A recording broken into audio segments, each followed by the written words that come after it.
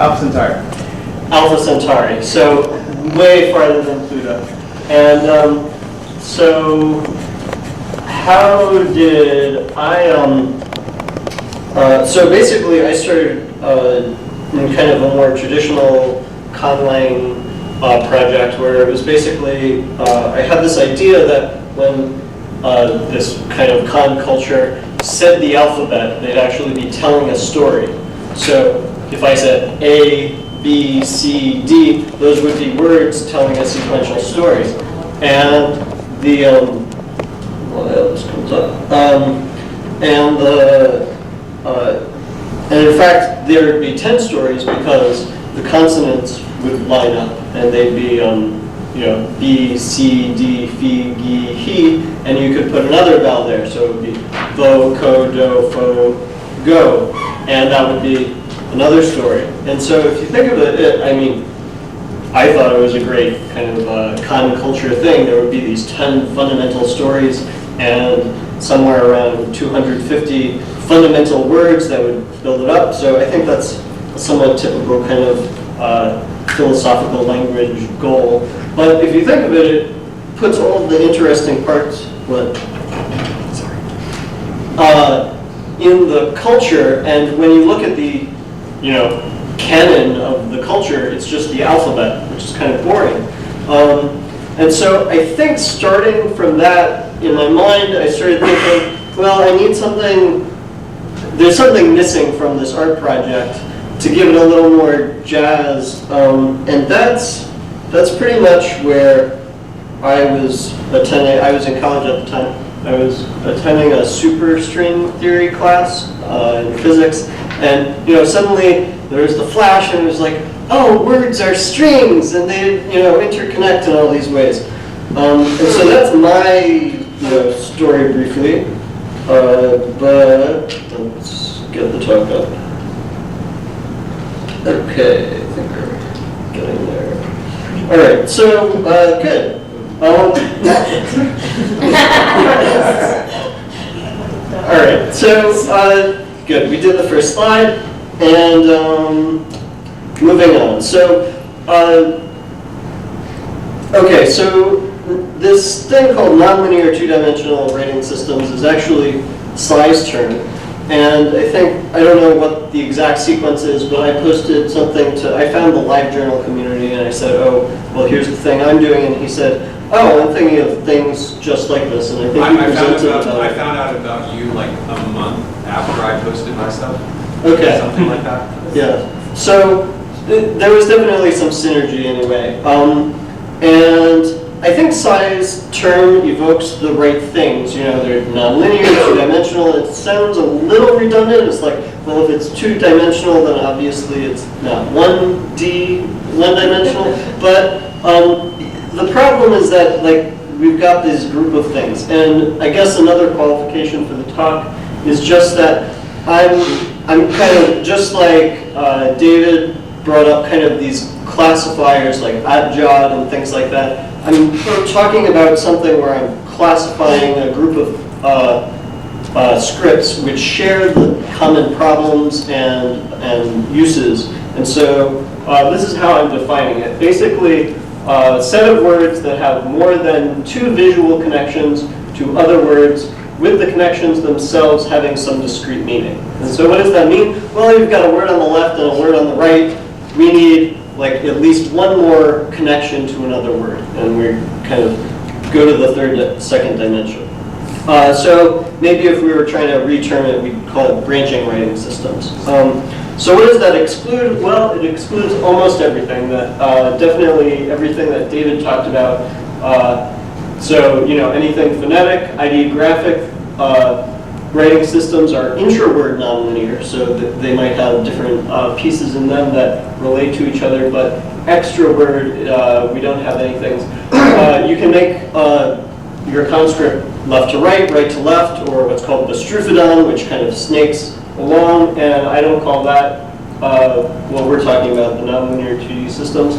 There's also a group of kind of conscripts which are basically hypertext and structured, like Mezengel. Is she here? No. Okay.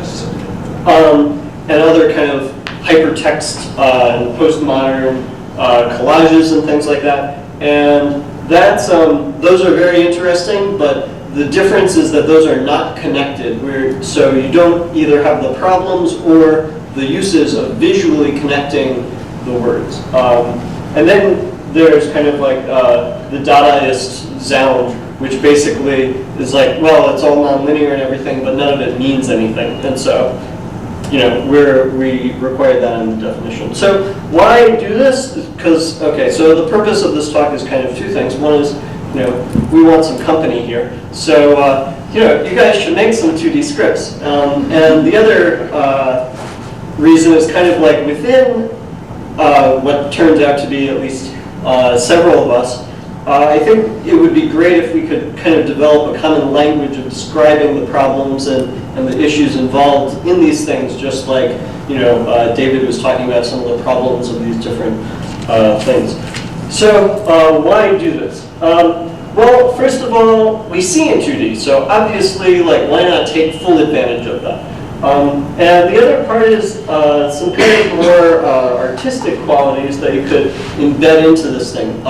When you read scientific papers and things, we have text, and then we say, see figure 3, blah, blah, blah, see figure 5. But why do we have to do that? Why can't we somehow mash them together in a cogent and formal way?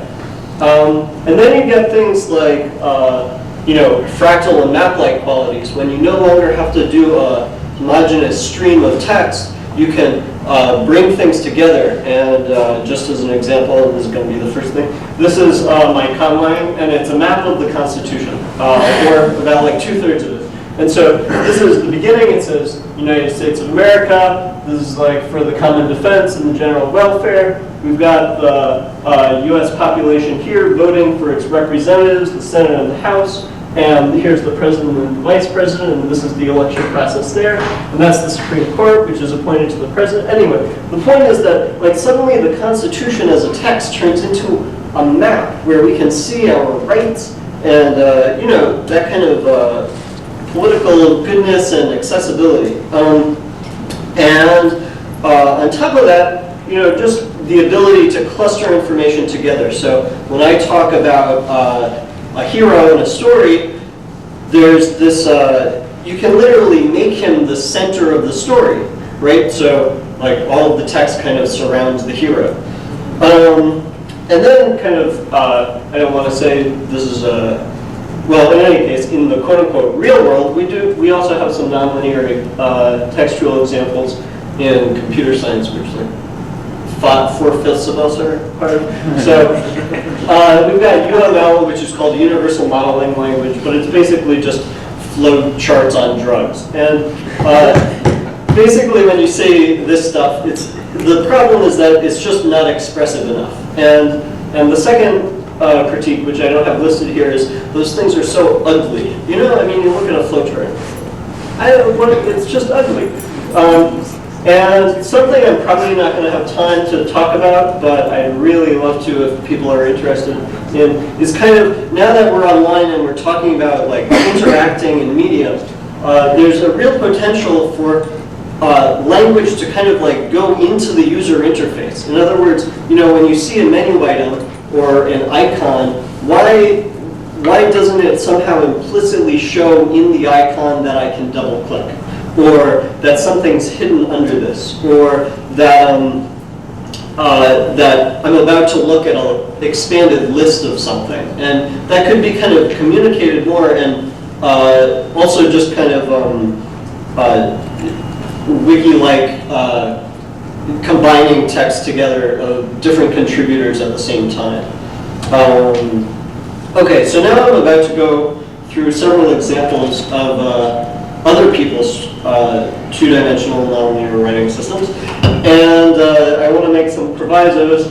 The artists are here, but all of what I'm going to say is based on online materials, which is obviously like a small portion, as we all know, of what we've actually developed. And I'm not a linguist, and I have a very low understanding of any of their scripts, and I'm just going to be talking about the nonlinear aspects.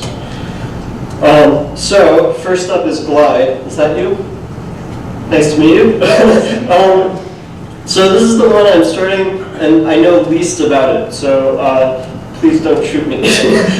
But the way it's described is it's a psychedelic language, and I think it's basically used to kind of create these word riddles and poetry in the language, and it can also be used as dance. But at least as I understand it, it's not a general purpose language. Can people talk in it?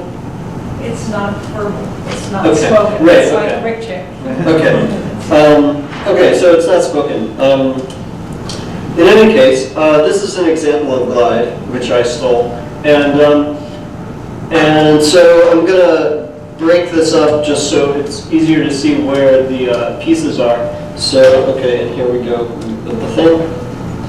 Okay, so this is one word, and this is another word. If all of this is wrong, and she'll correct me when she does it, but then I'm just talking about the language I imagine to be glide. And this is a word, and this is a word, and then these are words. And so if we go back, we notice the words are connected in sometimes multiple places. So I count that as nonlinear because the words are interfacing not just on the left or the right, but in more than one place. And then we've got some scaling here where these words are kind of either embedded in this one, which we can kind of see here, and that means something. And I don't know what it means, but I want to find out. So just to kind of sum up some of the features we're looking at here, we've got scaling and intra-word connections.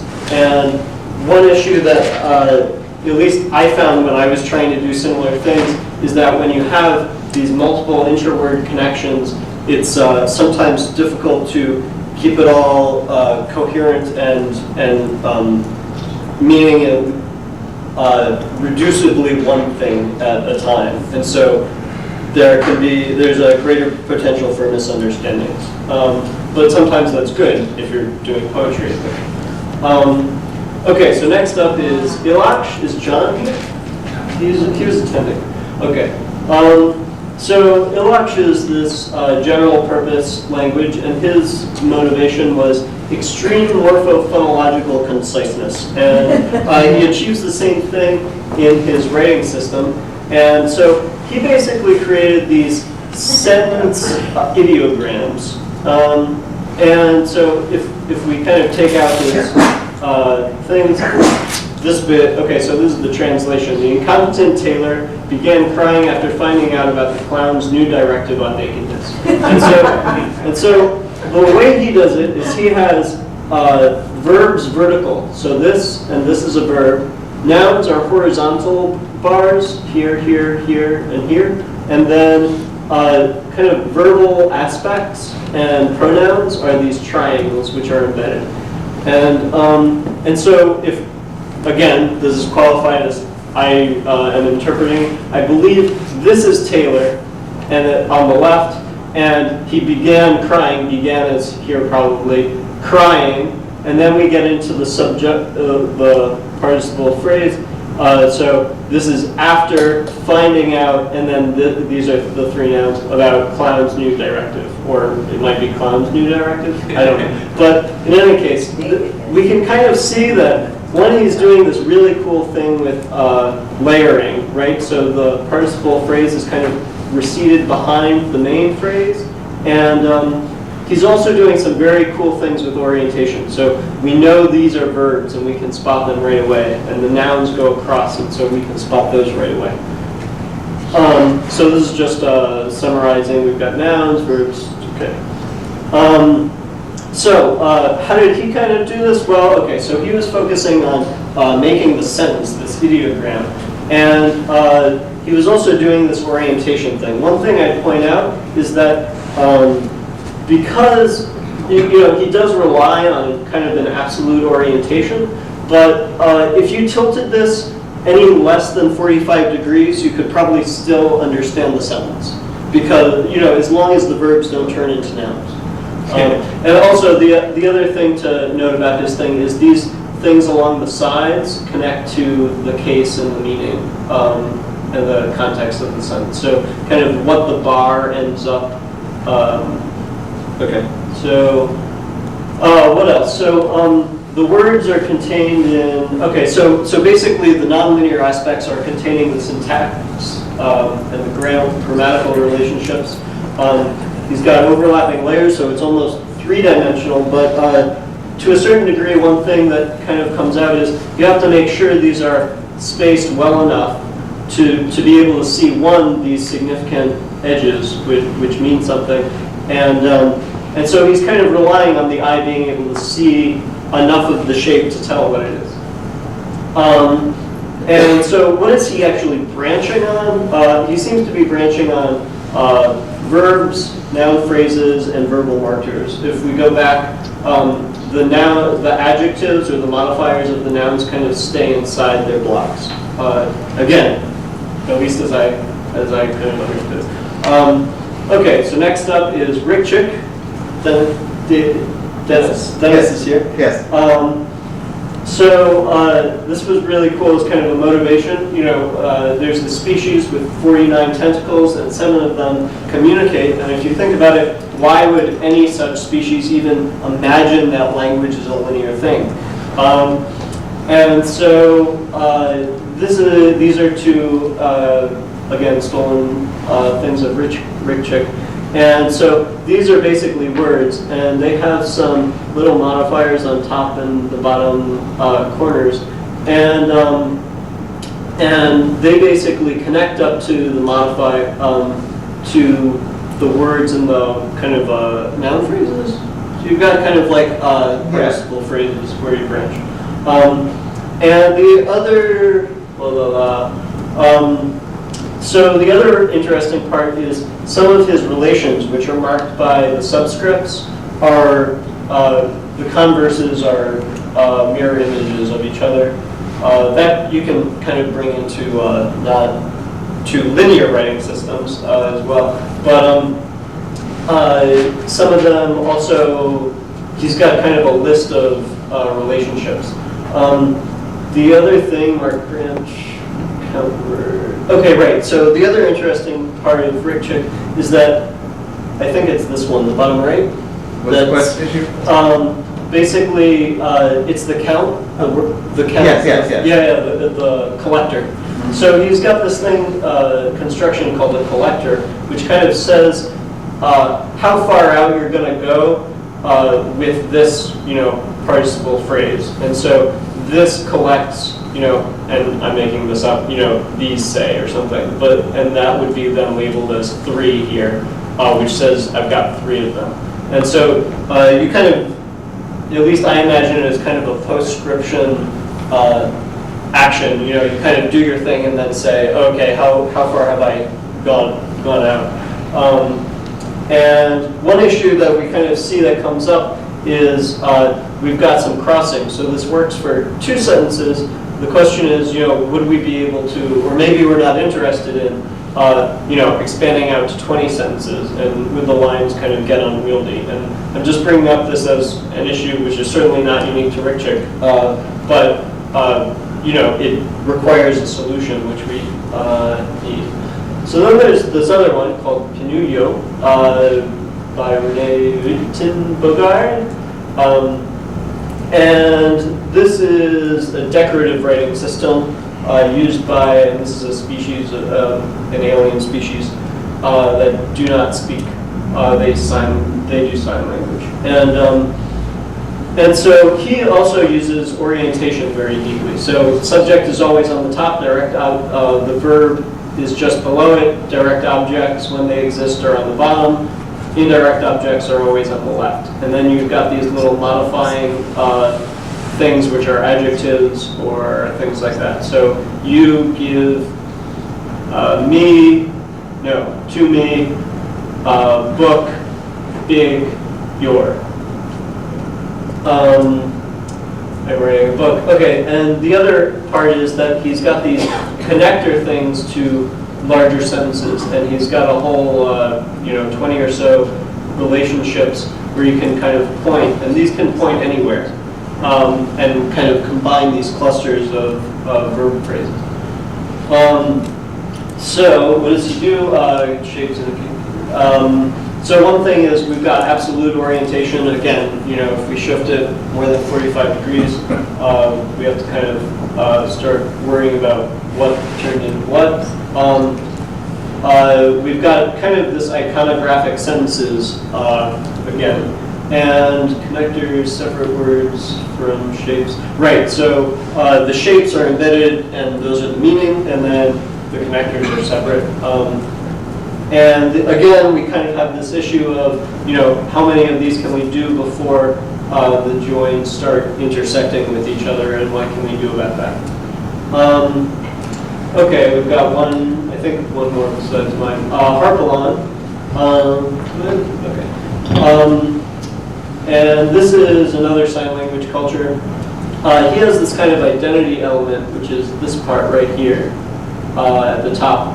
And you can tell one thing just because I just brought it up above, that this can orient, you know, 360 degrees, and you can still figure out where these branches are based on their relationships to this square in the middle. And so he has this breakdown where this is the location, this is the subject, and this is the reason for mentioning what you're talking about.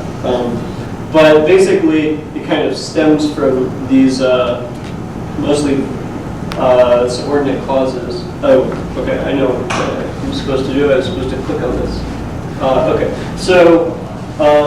so this is a larger text, and we can kind of see this branches out, and this is a subordinate clause, and then we can kind of branch, etc., and we can kind of, it becomes this tree.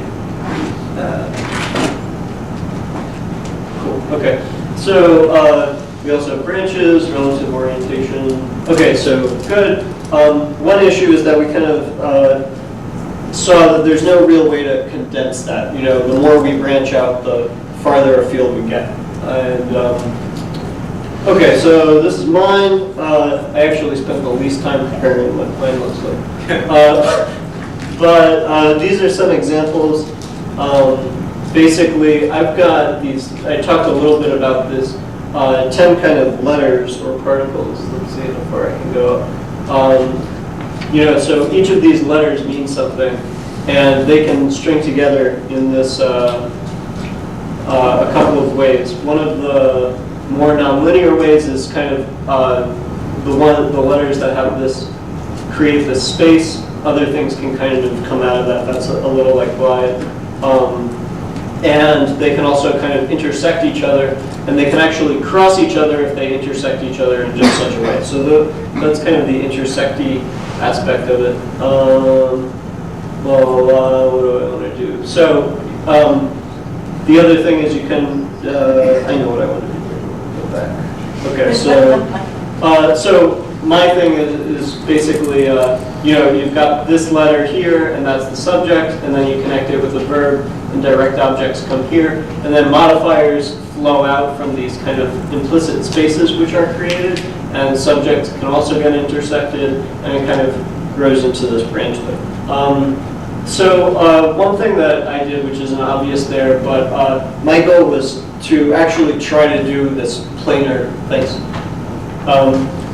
planar graph, which means you're not allowed to intersect anything. And that's really hard, and I'd say we'll talk about that. Okay, so also I was kind of not interested in making shapes. I was trying to create lines which could, you know, flow one-dimensional but branch. Intersections and more meaning. Okay, so the other part, one of the principles I had was kind of the more ink you put on the paper, the more meaning should be there. And so that did kind of create some problems because the only way to kind of escape from, say, a circle is to cross it, and that's more ink. And so suddenly the more crossings you have, the more deep meaning you have to have, and that's a problem. Issue, so right, you can kind of track yourself. And by the way, all of the issues that I brought up, they all apply to my language. So, Anyway, how to design, okay, so now I'm going to speak more in the general, and kind of like, if you were going to do this, then, you know, where should you start? So one thing you have is kind of this, do I have a, oh good, I have one. Kind of the level to branch, there we go.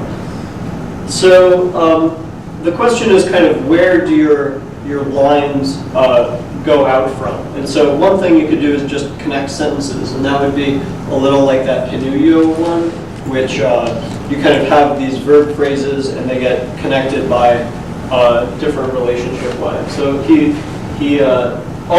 probably everyone's ends up being a somewhat hybrid. So you can also link words together, and this would be more like, I guess mine, but also Rickchick is, I think, an example of this. Sentences cross. So I sort of do this. The question here is kind of like, if you've got two subjects which do the same thing, do the subjects bleed into the same verb? And, you know, so are you branching on and? You know, think of it that way. Sentences merge, so the same way can they share a predicate? And then are sentences meaningless? You know, one thing to do is kind of just say, well, when you speak it or communicate it in some linear way, the readers kind of choose their own breaks. Okay, so what to branch? This is, you know, a huge part of what you're actually deciding here and how you do it. And so good candidates, conjunctions, tense, noun cases, subordinate clauses. Orientation is another big decision. If you do absolute, then it's going to be harder to move, kind of reorient things, you know, with larger texts. Another question to decide is, are pointers allowed? You know, when I say pointers here, I'm talking about, you know, basically standard text. We have a page, and you read from left to right, and you get to the end of the line, and there's an implicit pointer there to the next line all the way on the other left-hand side. And so the question is, you know, can you kind of say, oh, well, now go to this very far other place, or other place that's not visually connected? And that's kind of more hypertext questions. And then there's kind of this author control, which again goes to this usability thing. One is, how much can the author choose a reading path? In other words, you know, do you have a start and an end point, which is very discrete and explicit, or can someone just start anywhere and start kind of reading from there outward? And you've also got this question of editability. You know, once I have a nonlinear language, can someone just drop in some more text, and how do they mark that as their own? Or maybe we don't want to mark it as their own. And then you've got kind of the spaces or lines question. You know, so you get these regions of text, or are you following a path? And one thing to note, just kind of like, even if you don't insist on doing something with planar graph, it's kind of a good set of mathematics to brush up on. We can kind of understand that all spaces connected to each other can map to lines emanating out of that space to all of their edges. And so we say kind of get two spaces. Challenges and risks. So, yeah, okay. So, I don't think I'm doing anything. I don't have my link here. Okay, so one big issue is this crowding and scaling thing. I'm gonna rush to find, maybe I can just type that one.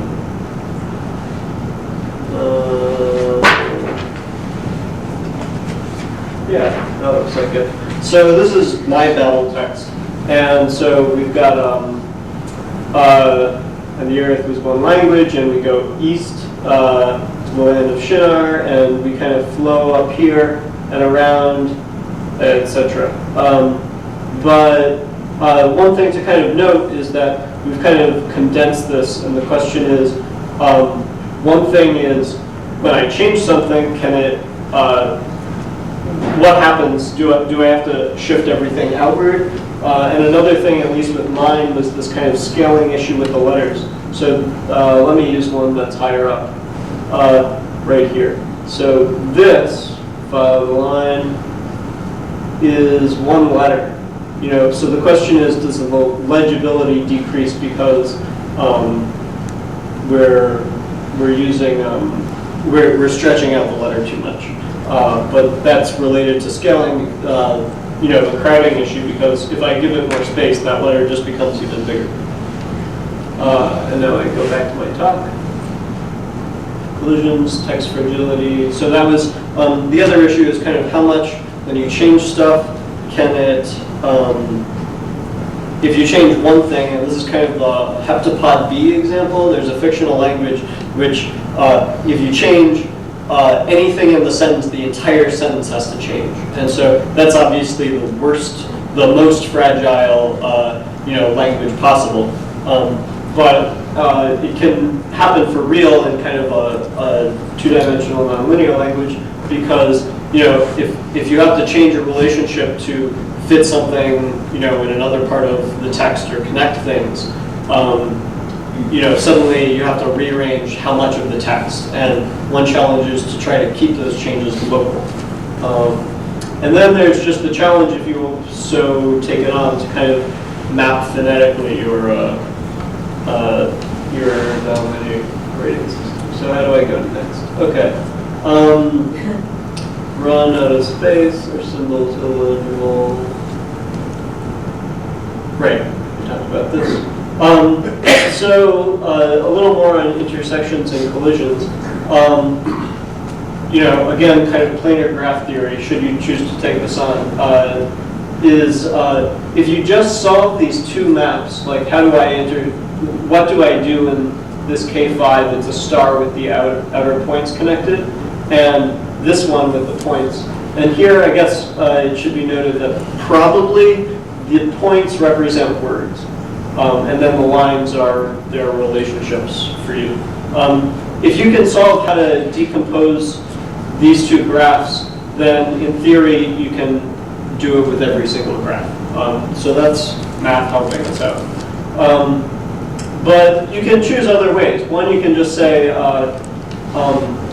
it's impossible to make these two graphs, right? So if looping is only allowed with 4 nodes or less, then you never have this problem. And another, what I was kind of talking about was the reducible solution. And the other possibility is if we're worried about intersections and collisions, we just say, well, that's okay. And that was kind of like a red check. And I don't know if Inuyo allowed it or not. Okay, yeah. Structural changes, reused material, right, I brought that up. Phonetic mapping. So if you do want to do that, you should definitely plan ahead for it and expect your phonetic mapping to change at the same time. And maybe that would be a good disruptive event for your content or content culture. Branches, terms, senses, clauses, right. All right, I think that's it. Yeah. So thank you.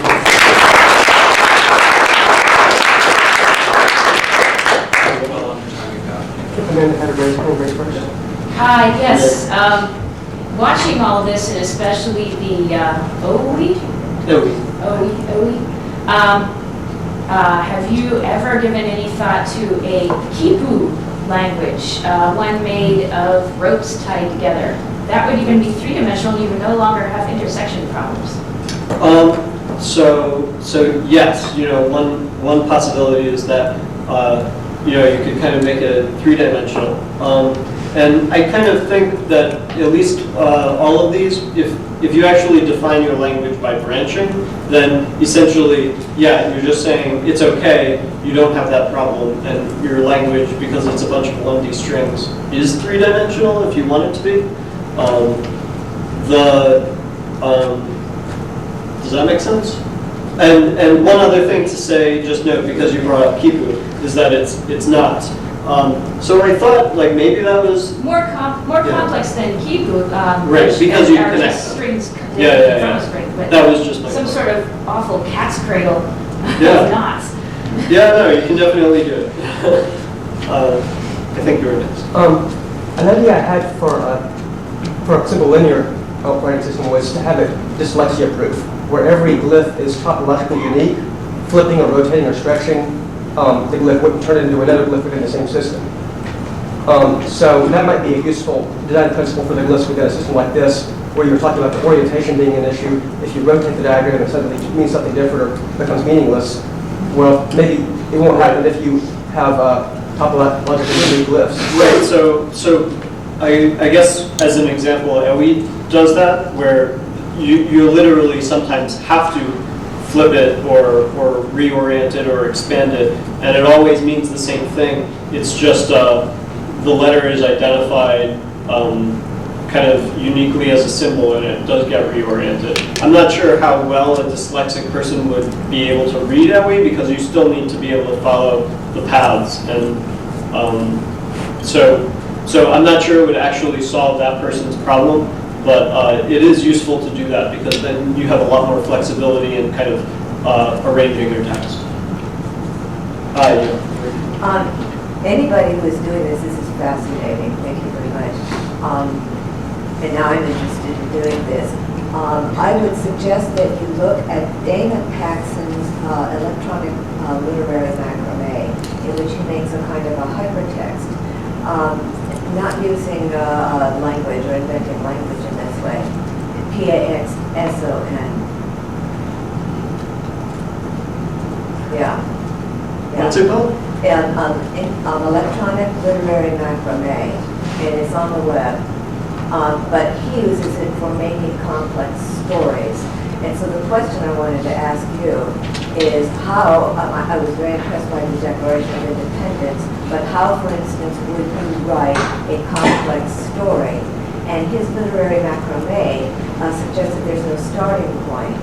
There might be a central figure within which all other characters intersect, and so all their stories are told. So EWI does exactly the same thing. Does it? Okay, Yeah. does it? Yeah. Right, and then, of course, if you want to get more ambitious, how you would do a novel. Yeah, it's in the works. I've got 2 points. The first point I would make, and as a newcomer to the group, I guess it's a little bit impolite, but it seems to me that what we're doing here is not just creating, not just constructing examples of language. We're constructing examples of what language can become. Sure. And that's a sort of different thing. And I hope people will think about that and just what the differences are. And the other question that I would have is, what is the object in the case of the types of systems that you describe? What is being created here? There's sort of an assumption that it is either a text or a graphic or some combination of those. But there's another whole approach, which your whole talk basically did, which is to assume to begin with that what you're constructing is an interactive space. And if you start from that point of view, with the idea that what you're really building is an interactive space, and the text elements and graphic elements are sub-elements of this interactive space, now a lot of your questions get reformulated into the question, what kind of interactive object do I need to do ...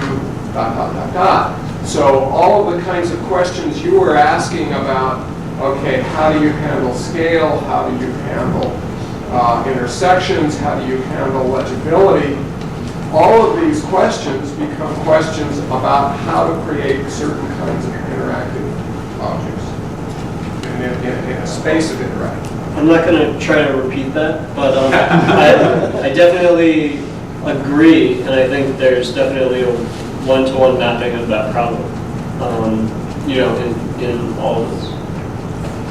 I think that a nonlinear writing system, it's going to touch on a couple of philosophical points about language in general. You begin to ask, how is this going to influence the thought of the reader? And in this case, you know, which is coming first, the language or the thought? I also think it's going to hit a lot on the way that we perceive ideas as written, because any language you're attempting to communicate an idea.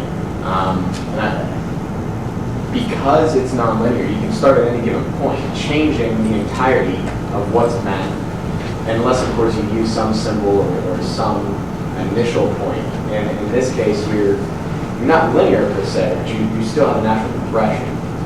And I just feel that it's almost trying to manipulate basic fundamental ideas. I don't know. I'm just taking an observation. So I guess to vaguely summarize, you're saying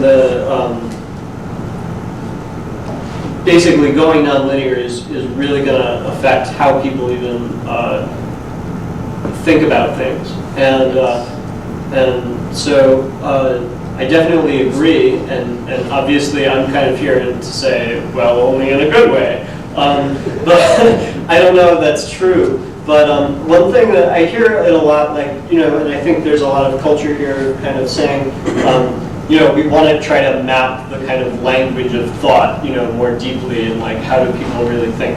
And the one part I kind of qualify, at least with my perspective on that, is that we don't think in languages, but we understand things in languages. And so once we've kind of, oh, now I understand, that is articulated in a language. And so it will affect our understanding of things. I'm not sure how much it will affect our, you know, subconscious thinking and things like that, but it would be awesome if it did. There's actually someone on the Oh, go ahead. IRC ahead of us. Sorry? Whoever wants IRC to is IRC. Yes. Go. Okay. Matt Haupt has a question. Wow, my data. In practice, wouldn't this type of writing system be inferior to ours in terms of speed of writing and conservation of space? That is, the amount of information that can be conveyed in a space, or maybe I should say inferior to a linear system. So there are two issues there. One is the density issue, and that I'd say at some level I'm really writing for kind of an online environment, and so I think density becomes much less important when you're not publishing paper, because with paper every other pixel needs to be black. That will be maximum density of the information on the screen. And but that's much more important when you're publishing paper, and paper is expensive. When you're not on paper, you can zoom in, zoom out, and you haven't wasted any more money. And the second issue is kind of the typing thing, and that goes to the fragility of the exercise. And I wasn't going to bring this up, but maybe while I talk, I'm going to bring something up. And that's definitely an issue in terms of when you make loops. When you make loops, things do start becoming more and more fragile. And the question is, how do you, do that when someone's in the environment they're talking about?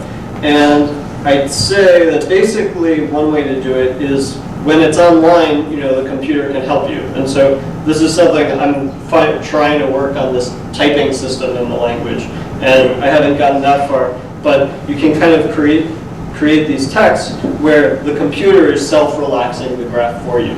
And this is definitely possible in terms of the mathematical side.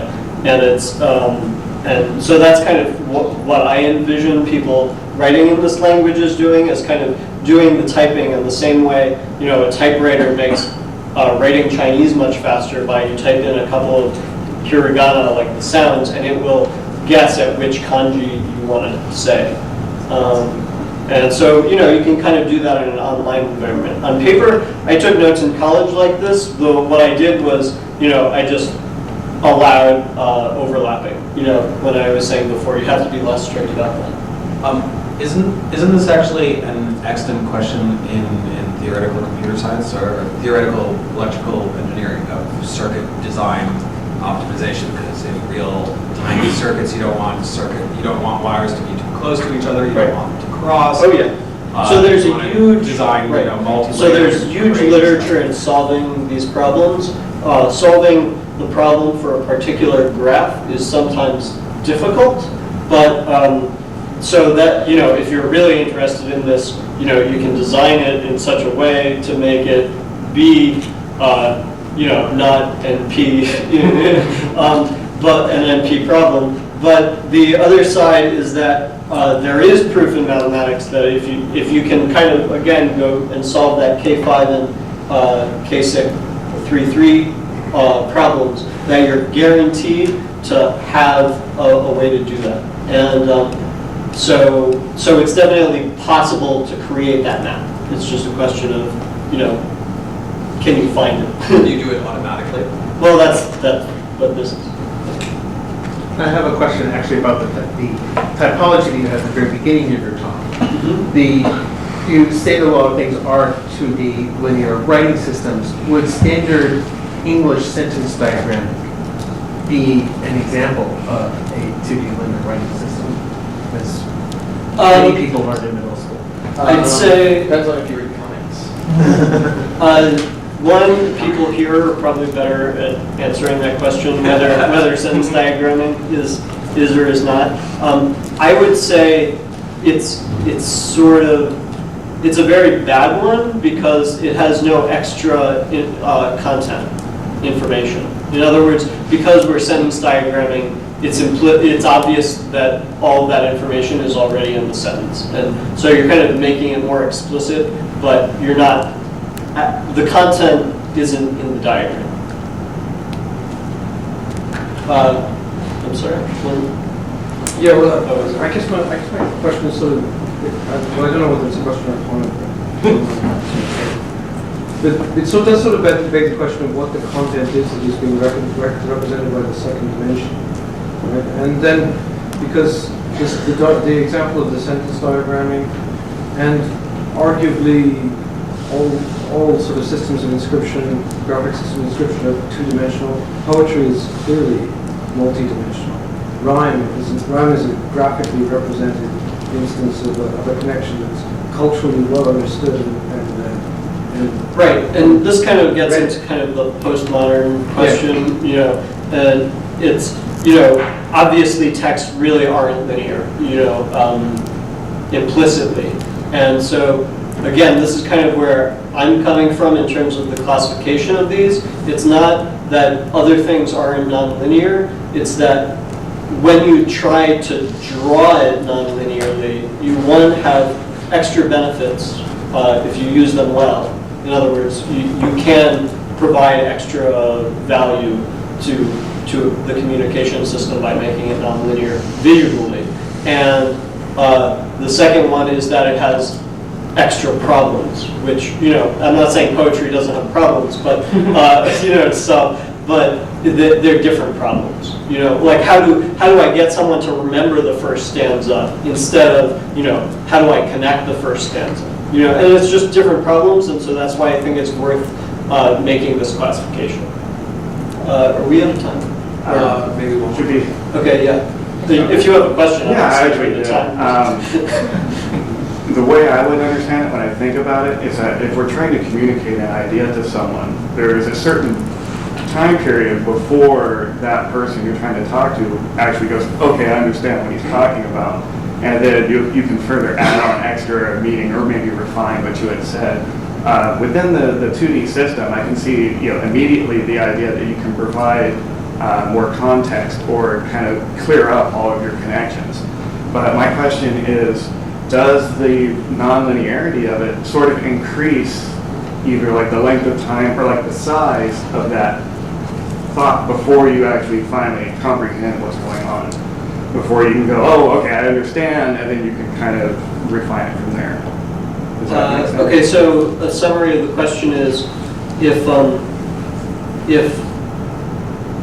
you have nonlinear text, does it delay kind of understanding of, okay, now I've read the whole text kind of thing, and I know that I've kind of comprehended each sentence, and therefore I've gotten to the whole. And I've rephrased your question in kind of a loaded way, because I think that's kind of the answer. It's like, well, obviously it changes the bar, I think. Sometimes some things will be more expressive and more easily shown in the nonlinear, way, and some things won't be. We use diagrams, so it's really like, when people show diagrams, at least in theory that thing could be in your conscript as is, and that would help you understand it, right? And if you understand the diagram, then you've understood the Carnot cycle, or I don't know. But did I read the whole text and do I understand it entirely? Well, yeah, again, it changes the bar. Like, how do you know you have? When you've read it in text, how do you know you have? Okay, thank you.